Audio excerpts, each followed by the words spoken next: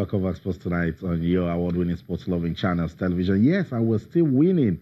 First of its kind. We have just hosted the maiden edition of the channel's track and field classics, where we brought over 1,000 students from secondary schools to showcase their God-given talents. And before we came back, you heard that name, Alowunle Alimot. She's young, she's promising, and we believe that if we keep our talents together, she can do exploits for Nigeria in track and field events. There's also Adedoyin Fatola. Fatola is such a sensation to watch.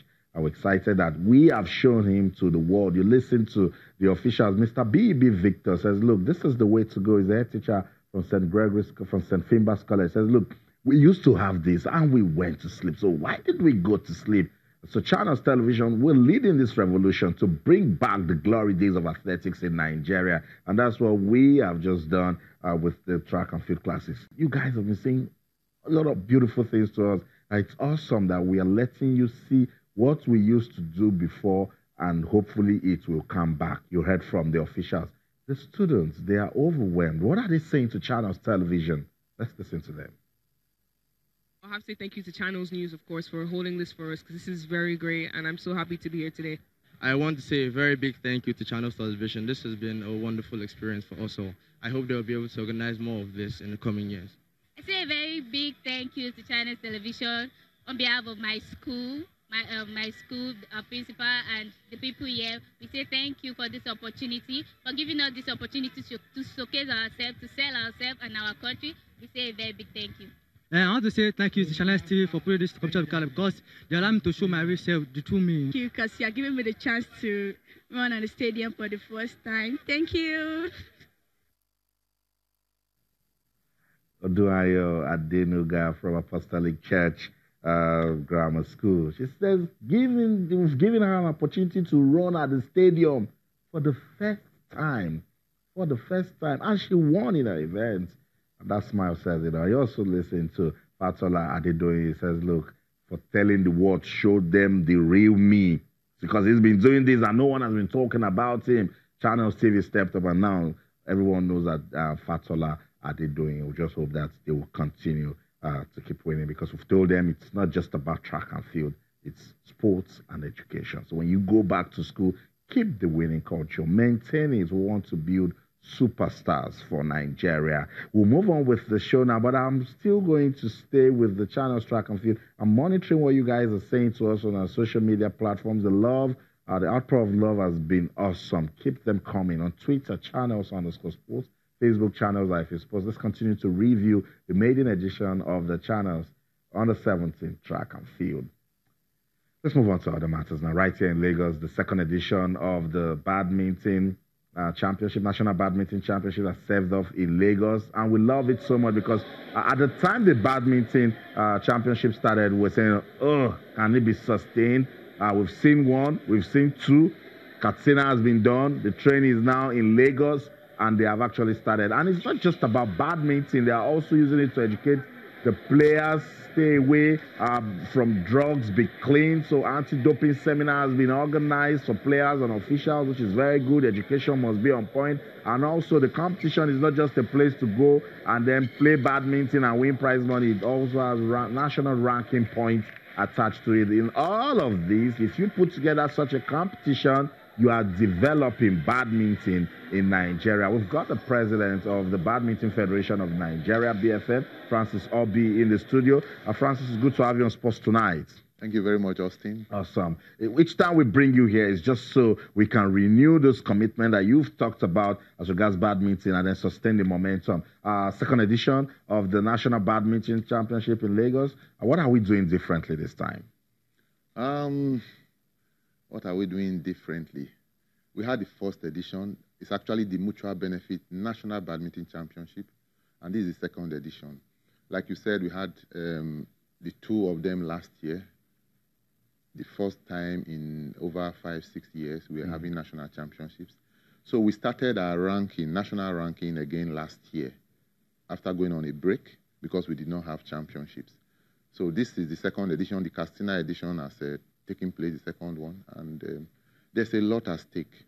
Now we have #1 ranked players in the country, And we have the defending champions. They are there to defend their titles, and everybody is there to dethrone them. So there's a whole lot at stake, and there's a lot to play for.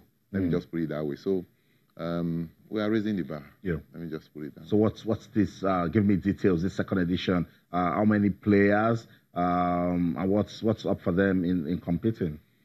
We have about 160 players, senior players who have come to play.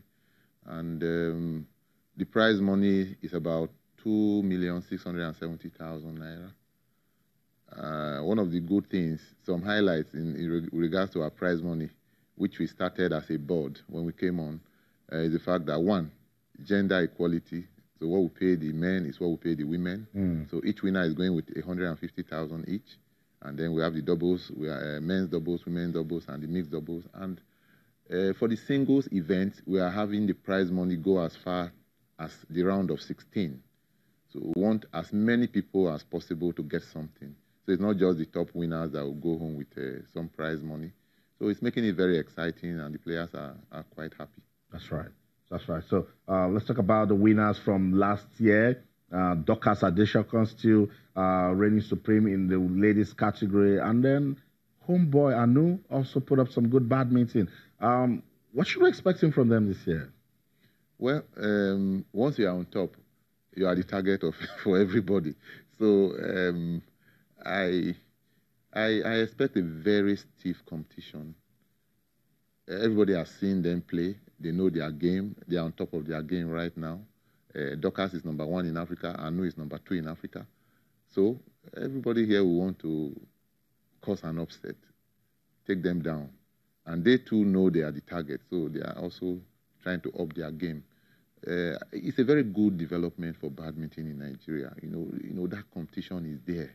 Everybody wants to, get hold of that title and be known and be recognized as the person who is dominating the game, both in Nigeria and in Africa. So, and a lot of awareness is being created around the competitions. Sounds good. So, not just a competition for our players to go play, it's also a place where they can use to develop their badminton. Let's talk about some other events that was not done on the court. I hear there was an anti-doping seminar. How important is it for us to educate our athletes to stay clean? Absolutely important. The Nigeria Olympic Committee organized a seminar for presidents of federations. I was one of those who attended that seminar. And it was an eye-opener for me because, we heard and saw a lot of things that we never knew about doping and all that. And I personally felt that the country, we've not paid enough attention to that aspect of sports. A lot of sports and a lot of federations are not paying attention to it. And as a federation, I discussed with my board and we felt we don't want to be caught napping. When I was discussing it with the person who came to organize it, and we are putting in place now arrangement for testing for our athletes. So it can happen anytime. And that will put everybody on their toes. But he told me something. He said, before you start to test somebody, you must first educate them and let them know what this whole thing is about. And I can tell you, a lot of them are ignorant of most of the issues involved in doping. So it was a very good opportunity for them, so that if tomorrow, even though in law they say ignorance is not a defense, but it's good at least to be enlightened and told about something. Then if tomorrow you now fall short or you run foul of what the expectations are, then you cannot say, oh, I wasn't told, didn't tell me. So, and then, when you have a lot of young athletes, a lot of things can go wrong. So they need that direction, they need mentoring, they need to be told, and they need to be counseled. That's right. That's right. So have we ever had issues with doping in badminton? No, not really. So that's beautiful that we've put that together. Let's talk about badminton in schools. You just saw what we're doing with the channels, track and field, and I must tell you that at the schools, we've got loads of talent when I was taking badminton to the schools.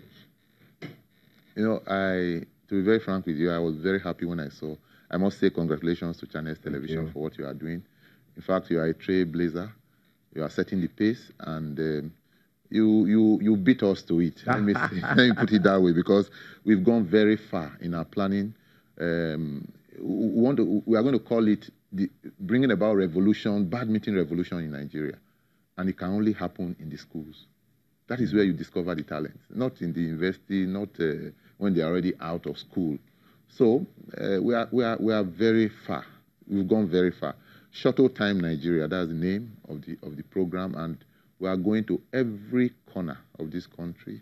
We are going to introduce badminton to as many schools as possible. The pilot scheme, which will be starting sometime early next year, we are selecting schools, and the criteria are schools that, because badminton is basically an indoor game, so we want to target schools that have like assembly halls or dining halls that can take a court. We'll go there and engage the schools, tell them this is what we want to do. Do you want to buy into this? And it's not going to be at any cost to them. Once you agree to be part of the program, we'll send our technical people there. They go and mark out a standard court in your hall.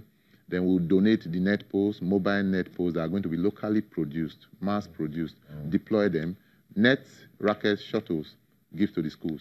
Now, we'll take the games masters of each of those schools selected, we'll bring them in for a course. Okay. We must equip them to have something to teach the children, and then we'll let them go. After that, we'll have technical people going around the schools to monitor what they are doing. We'll give a time frame. Then we'll have something like Channels just did. We'll have a competition amongst the selected schools at the state, zonal, and national level. That'll be the pilot scheme. Now, after that, we expand and increase the number. But what, let me say something, Austin. I tell people, we are talking with sponsors, and we are telling them, if you buy a racket for a child now, you are not going to continue to buy a racket for them for the rest of their lives. What that racket does is like sowing a seed. You get their interest in the game. And once they love the game and they are doing well, their parents, their uncles, their aunties, even the school will decide to start. I had an experience. I met somebody who I was told played badminton for so many years. He was in the national team. He left the game, and for whatever reason, he didn't want to play again. So the moment I knew, I kept telling him, come and play. He confessed to me later that he was dodging. Anytime he saw me coming, he would go the other direction. So one day I bought a racket, and I presented to him. So he told me that was what did it, because anytime he got home and looked at that racket, his conscience would be pricking him. And after a while, one day he came back to the court and he started playing. I can tell you that since that time, he must have bought over 5, 6, 7 rackets. That's right. The interest got sparked up again. Exactly. So this school program that you just talked about is really interesting. So the Federation will be involved. So when you discover talents from there, what's next? I always tell people, the time we dominated the game in Africa to when we went down, what happened was there was a gap. We want to close that gap. If you don't have age-grade tournaments, if you don't have this kind of grassroots programs where you discover young talents, now we go to schools, we get them at maybe under 13, under 15. We now organize under 17, under 19 championships, and then they will go into the senior team. So, for example, in Ilorin Youth Games, under 15. Now, the players that were discovered there, we are bringing them to camp now. For the first time in a very long time, we want to go and take part in the African Schools Championship, taking place in Ghana next month. That is the only way. We must expose them. So they are going to play with their peers from other countries in Africa. And then they are going to grow together with those people.